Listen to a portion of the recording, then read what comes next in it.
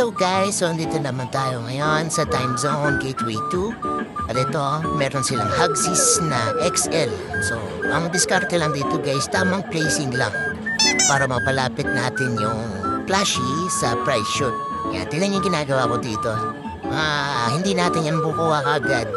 So, paano natin yan makukuha na hindi nagpipayout? Siyempre, kailangan iayos natin kung saan siya lalapit. Ilapit natin siya sa price shoot. Yan, tignan yung gagawin ko dyan. Kunin ko yung medyo banda na sabay paa. Yan, para sumandal siya sa price shoot. Yan, diba?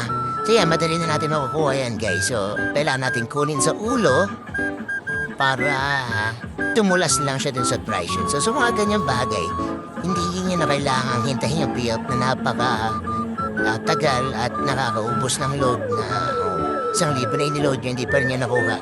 So, ayan. Tamang placing lang ng mga flashing para makahulog sa price shoot. Ayan, nakuha na naman natin yung isang Hugsies na XL.